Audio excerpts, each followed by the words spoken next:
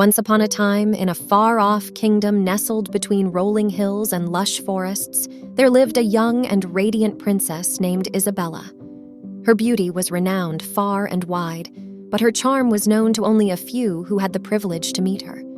Isabella's heart was as enchanting as her appearance, for she was a kind and compassionate soul who cared deeply for her people. The kingdom she called home was a place of peace and prosperity, ruled by King Alexander, a wise and benevolent monarch. Isabella adored her father and felt a profound sense of responsibility towards the kingdom. Her days were spent engaging with her subjects, visiting the nearby villages, and tending to the needs of the less fortunate. She was the heart and soul of the realm, and her presence was a beacon of hope for all. One sunny morning, as Isabella strolled through the palace gardens, she noticed a single red rosebud, the most beautiful flower she had ever seen. It radiated an ethereal glow as if touched by magic. Mesmerized by its beauty, she carefully plucked the rose and held it close. Just then, a mysterious figure emerged from the shadows. A cloaked man with piercing blue eyes and a cunning smile approached her.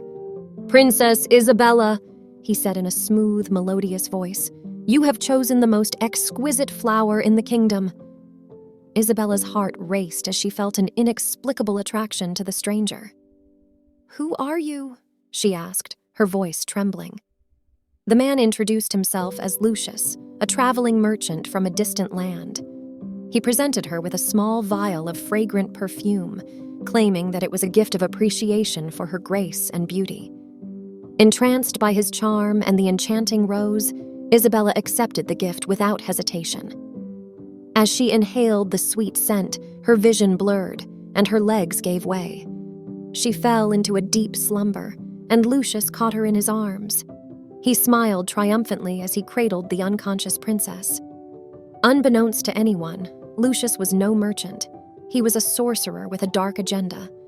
For years, he had sought a powerful source of magic that could only be unlocked by possessing the heart of a pure-hearted princess. Isabella was the key to this forbidden magic, and he had finally succeeded in capturing her. As the news of the princess's disappearance spread throughout the kingdom, a wave of sorrow and despair swept over the land. King Alexander declared a reward for anyone who could bring his beloved daughter back. Knights and nobles embarked on a perilous quest to rescue her, but their efforts proved fruitless, for Lucius had hidden the princess away in a hidden tower guarded by powerful enchantments. In the tower, Isabella lay in an eternal slumber, her beauty undiminished. Her loyal maid, Lila, who had been left behind in the palace, could not bear the separation from her mistress. In the secrecy of her chambers, she prayed fervently for a way to break the enchantment and rescue Isabella from her cursed sleep. Days turned into weeks and weeks into months. Lila's determination did not waver. With the guidance of an old and wise sorceress, she discovered a legendary artifact known as the Tears of the Moon.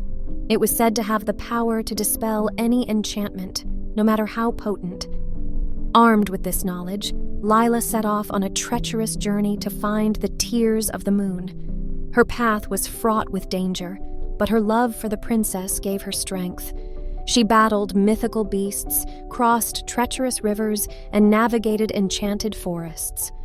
Finally, after months of searching, Lila reached the hidden shrine where the Tears of the Moon were said to be kept.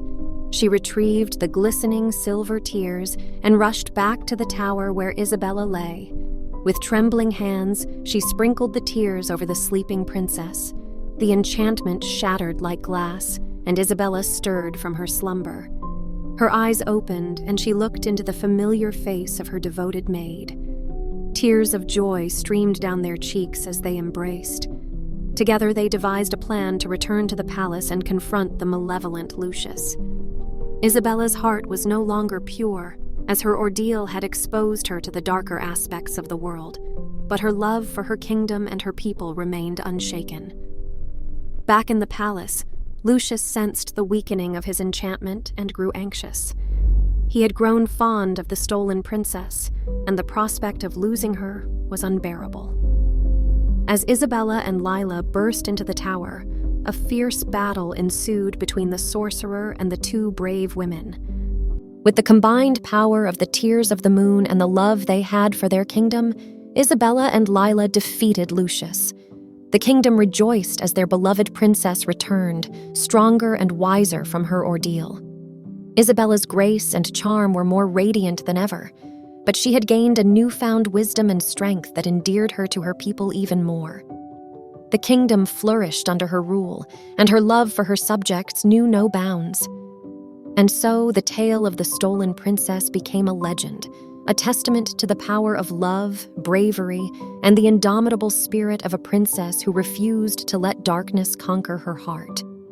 The kingdom lived happily ever after, cherishing the princess who had been stolen but never truly lost.